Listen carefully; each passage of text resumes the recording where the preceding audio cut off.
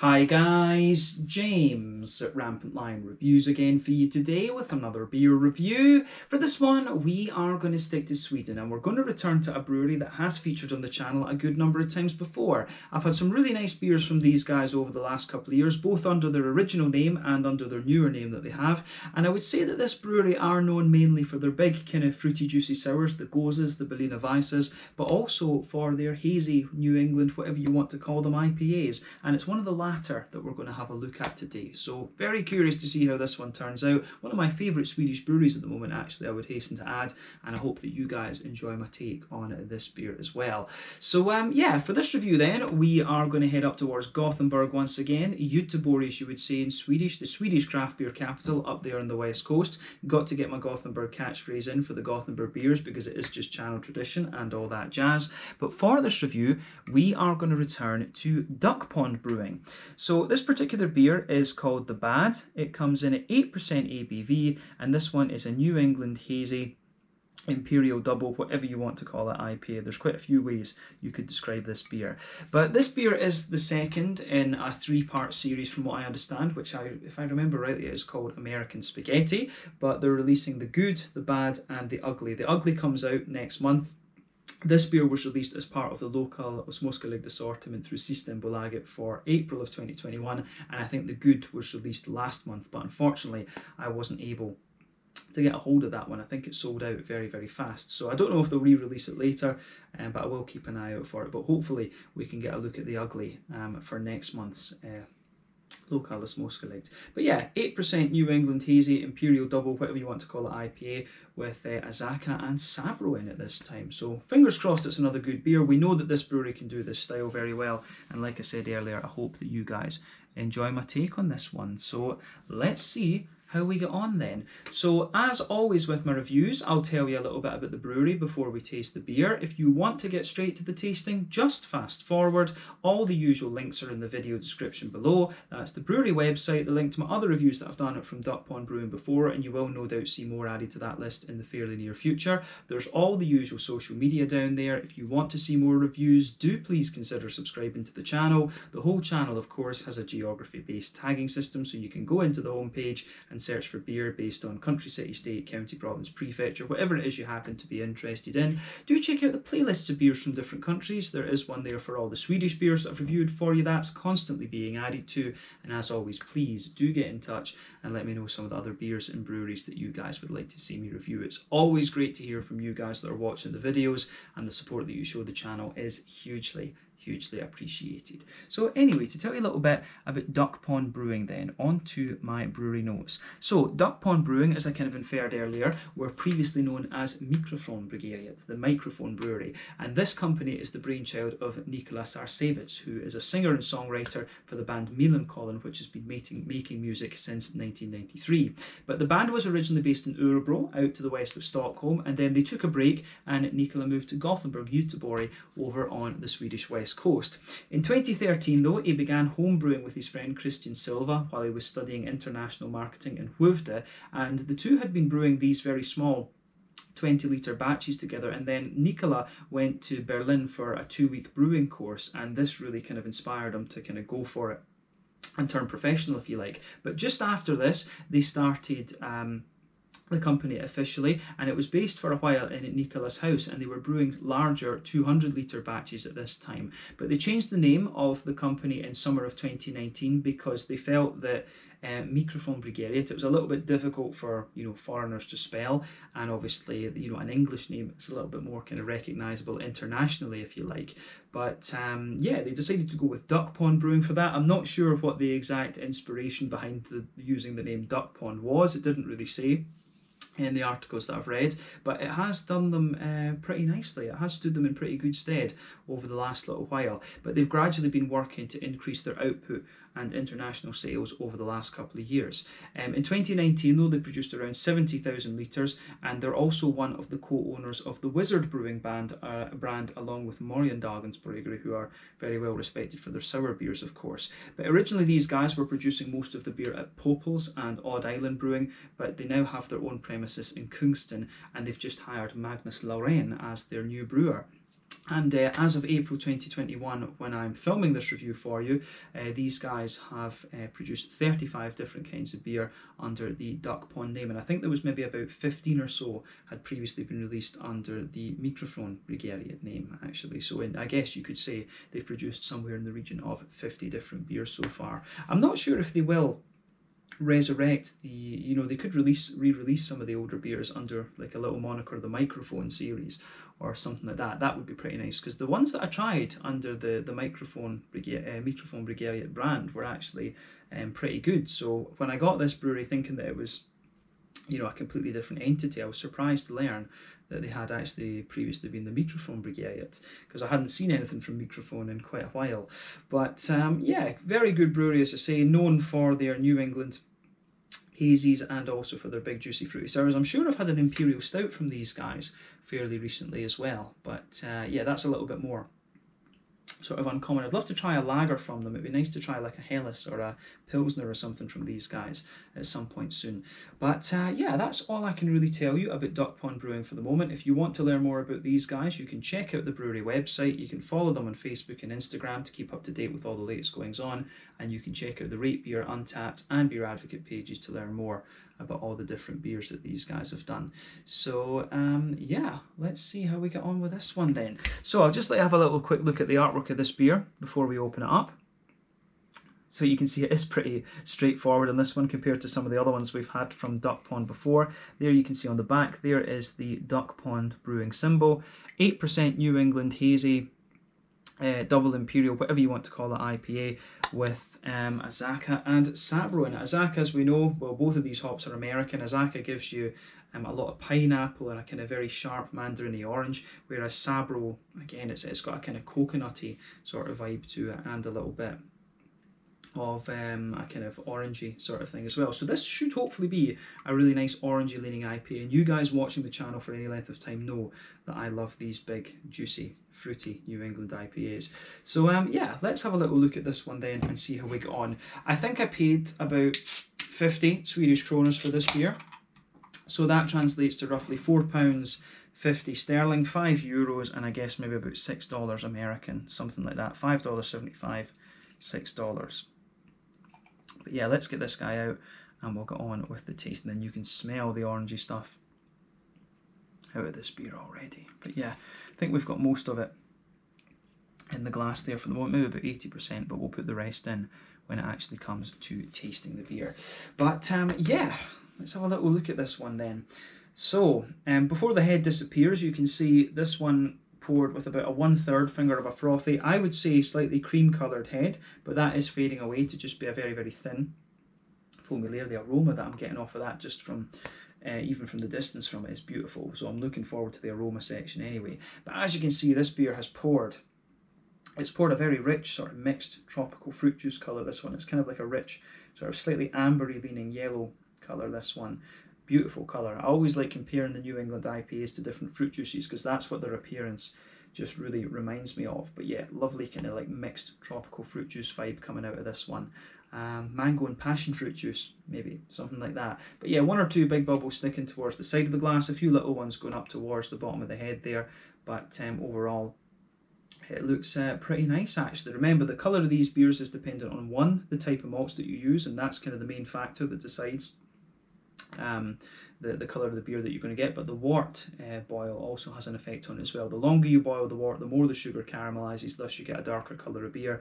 And a New England IPA like this is probably going to undergo like a 70 to 90 minute boil, I would suspect. So yeah, the colour of this one absolutely makes sense. The level of haze that you get in these beers, of course, depends on the oat and the wheat content. Theoretically speaking, as you go up the alcohol scale, there's more oats and wheat, so you should get more haziness out of it, but it varies from brewery to brewery. It really does, and the yeast is also going to play a role in there as well. But yeah, beautiful looking beer, this one. It looks, I have to say, it does look very, very nice. But yeah, very, very rich looking beer, this one. The level of haze on this is pretty nice. For a New England hazy double IPA and 8%er, I think this one could well be one of the superior and gloopier ones that I've come across in recent times actually. But yeah, nothing overly surprising about the appearance of this beer when you consider what style it is. Let's have a closer look at the aroma and just see how we get on with this one, and it certainly looks the part of a New England double IPA. So aroma time then, let's go for it. That's a lovely beer. That comes across as a really, really nice beer.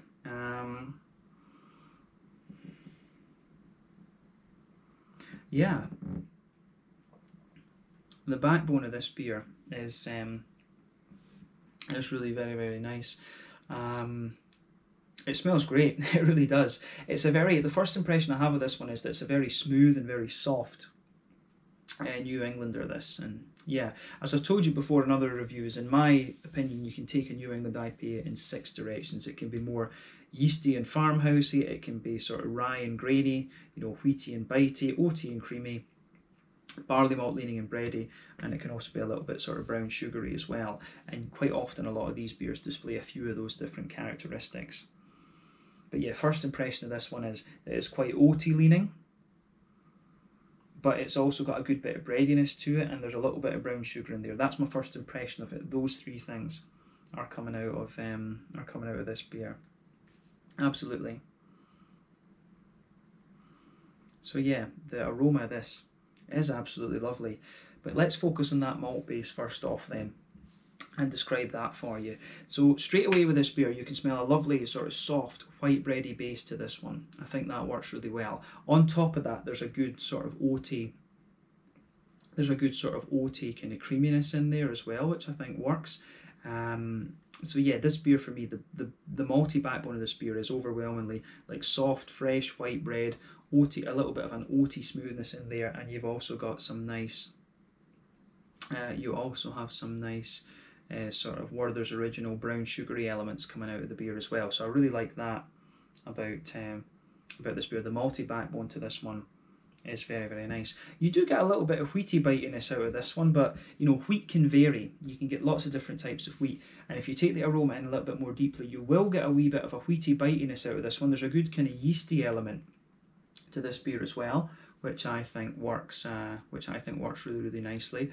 So yeah, the malty backbone out of this beer, I think can work. It works very, very nicely. So it gets a big thumbs up from me. Actually, I really like that about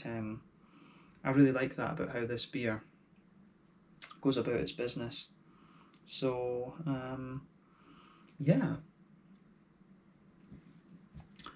it's really interesting for sure. But yeah, very soft and very smooth and kind of fresh malt base out of this one. I really like how that goes together. Yeah, gets a big thumbs up from me in that sense. So yeah, malty base in this one is really nice, and I think that suits the sort of fruity characters that you get out of this beer as well, but that covers the malty side of things for me quite nicely. Just yeah, fresh bread, oaty smoothness, little touch of wheat in the background there, and a wee tiny bit of kind of sweetness in a sense too. But yeah, on the hoppy side of things then, let's focus on that. So yeah, there's a wee tiny touch of earthiness out of this one. You're going to get that from most hops in fairness, but yeah, tiny little touch of earthiness out of the beer. Nice green component though. There's a lovely big kind of, how would you say, there's a lovely big kind of fruity, juicy note to it as well that matches in with that. But the green component for me, it's got quite a deep floral aromaticity to it. I don't find it overly bright or overly spicy, but it's got a nice deep floral character to it. And then on the front of the nose, you've got a soft kind of grassiness in there. This beer just has such a softness about it. It just has a really soft vibe to it, which I think works really nicely. But yeah, even if you take the aroma in quite deeply, when you would normally get the citrusy element of the grass and the sort of spiciness of the floral notes, it really is just very juicy. It's just a lovely, soft, juicy IPA in a sense. I really, really like how that goes about its business. It's very nice. It is very, very nice.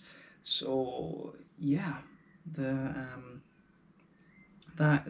way that goes together in this beer is just absolutely lovely.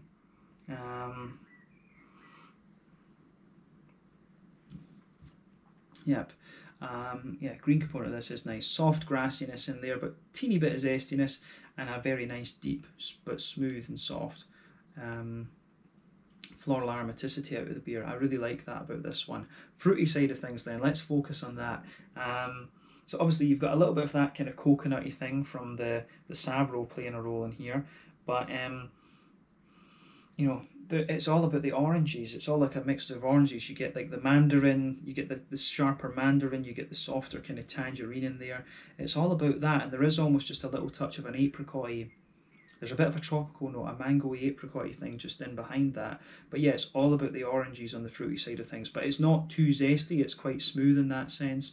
So yeah, I really like how that. I really like how all of that goes together in this beer as well. So yeah, it gets a big thumbs up from me, this one, in terms of the aroma. I'm just surprised at how soft and kind of juicy in a sense this beer is.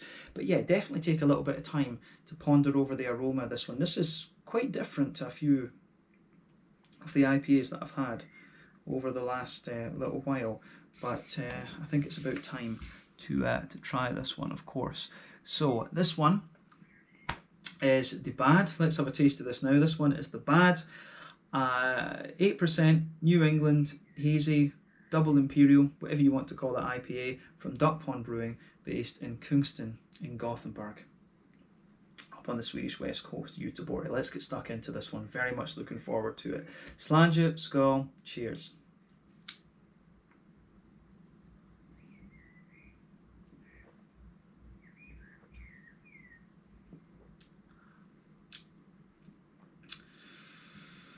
Yeah,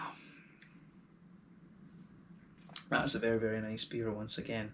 Not surprised, you know, I know that these guys do some very, very good stuff. So yeah, completely unsurprised by this from DuckPond Brewing. It's very nicely executed.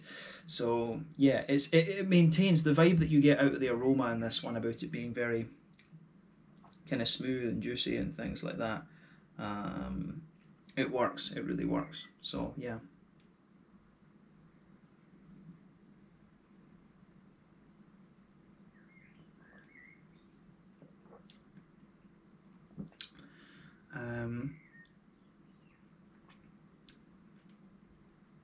Yeah, this is another just solid beer. Thumbs up to DuckPond Brewing. My brain's a little bit slow to process it because I'm just like, it's very, very good. But yeah, let's see how we can break this one down then and describe it for you properly. This is one of these beers that the aroma translates pretty much dead on into the flavour. But yeah, straight away across the middle third of your palate, you can feel that nice, smooth, white bready base to the beer. You get that straight away right across the middle of your palate, so you can feel that nice sort of pale malty backbone. This one, that's the backbone of your beer. You will get a few kind of bread crusty elements coming out of it too, but yeah, it works. It absolutely works.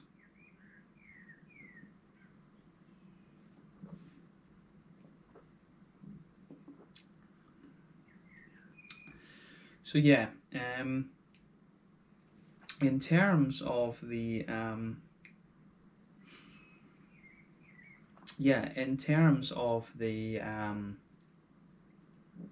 that malty backbone, on top of that, it takes a little bit of time to kind of show itself as well, in fairness. But yeah, lovely smooth white bready backbone. Get a bit of a bread crusty element in there as well. But on top of that, you get the smooth.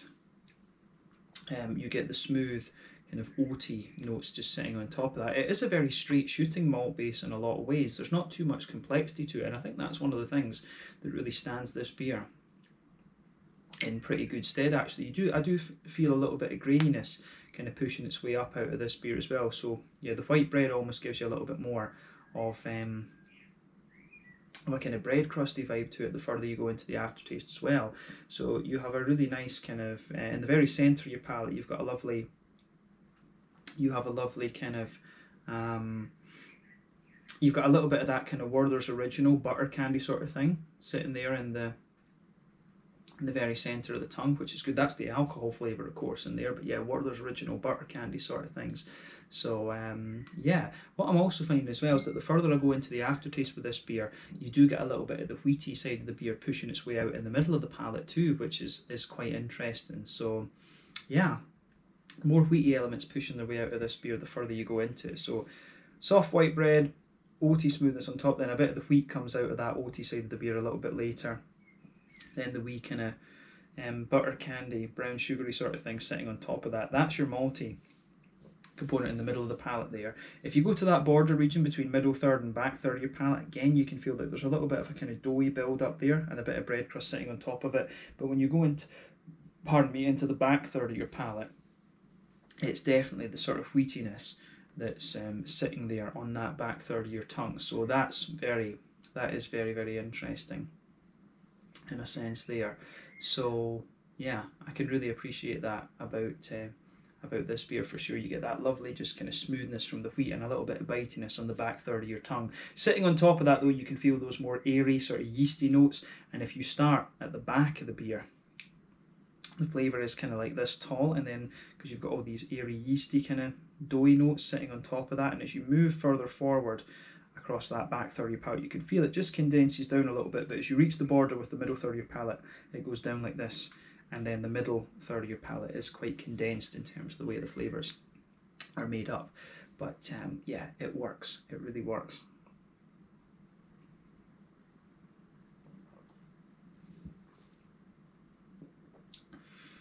But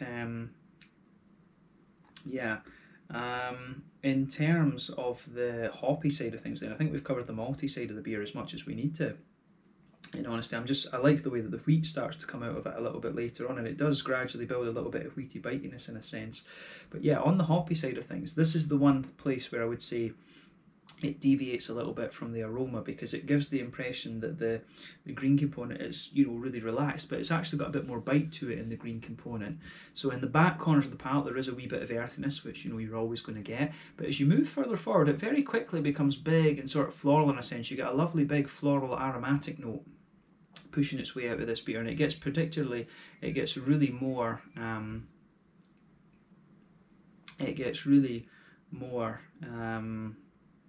kind of floral and spicy in a sense. It really gets more kind of spicy and floral in a sense the further you go forward. So there is a good little bit of spiciness as you reach the kind of front corners of the palate, and in a sense you can understand that about this beer. Both of the hops in this are like 14, I think Azacca's 14, I don't know if Sabro's a little bit higher than that, come to think of it, but they're both big high alpha acid hops. So there's a nice kind of strong green component in there, which I can really appreciate, yeah, it works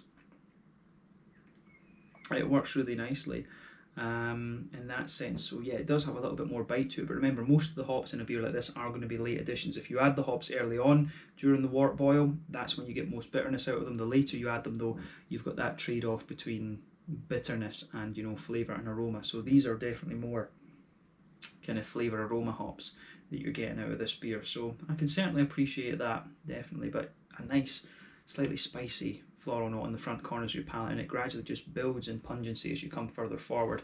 Round the front curve of the palate you're getting a nice little bit of grassiness out of the beer, and it does have a wee bit of a zesty kind of kick to it, which I think works really nicely. So the green component is a bit different from what the aroma would have you believe. That's the one area I think where this beer doesn't really translate, where the aroma of the beer doesn't translate so well into the flavour. But it's always nice to have a bit of green. It is nice to have a little bit of green.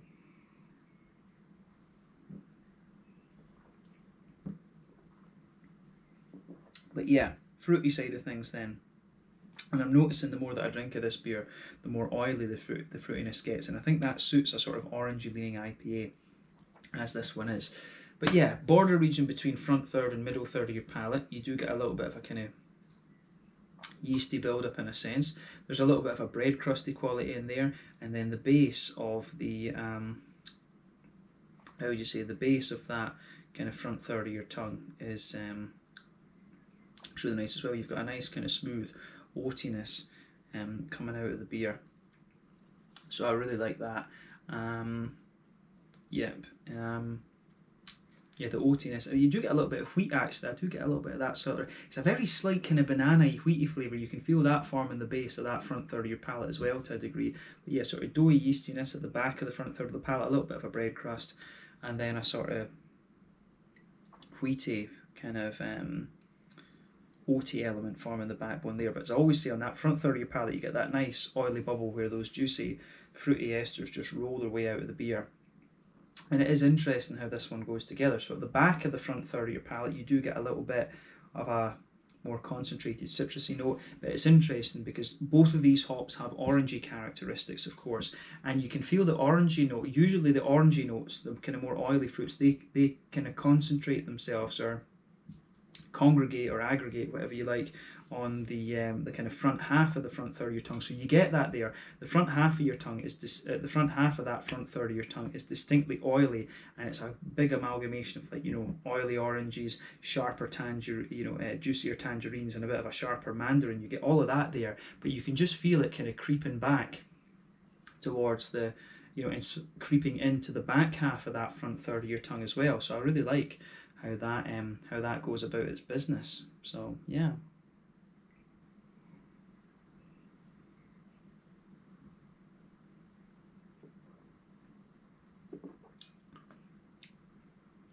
So yeah, this beer does really develop a little bit more of a kind of oiliness out of it.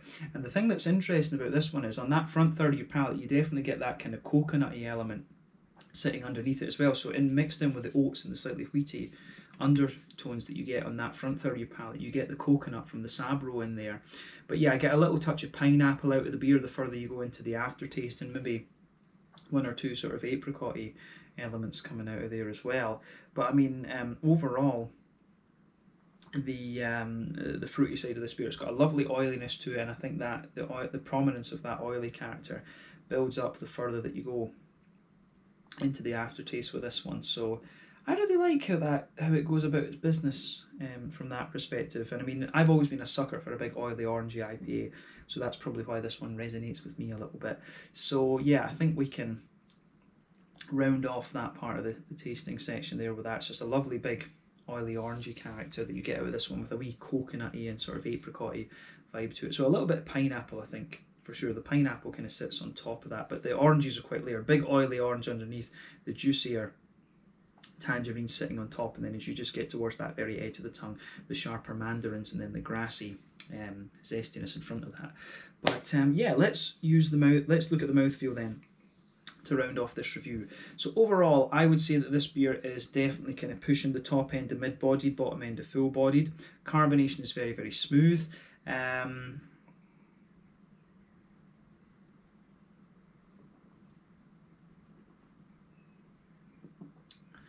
So yeah, it's got a lovely oiliness to it, but at the same time it's got a bit of kind of creaminess underneath. But overall, I would describe this beer as quite slick. So yeah, kind of top end of mid-body, bottom end of full body, smooth carbonation, quite a slick, kind of slightly oily leaning beer, this one. In terms of hoppy bitterness, I think we're talking about 40 IBUs here, which is, you know, New England IPAs are always a little bit lower bitterness, but when you've got a double like this, you would expect just a little bit more. So I think about 40 IBUs, this one, just to balance it out. The malty base is very, very smooth. It's got a lovely it's got a bit of creaminess to it and a little bit of sweetness in the malt base. I think this beer does thicken up a little bit the more that you drink of it, and then the fruity side of the beer develops a real oiliness, a real oily character the further that you go into it, actually. But yeah, I think it works. It really does work very, very nicely.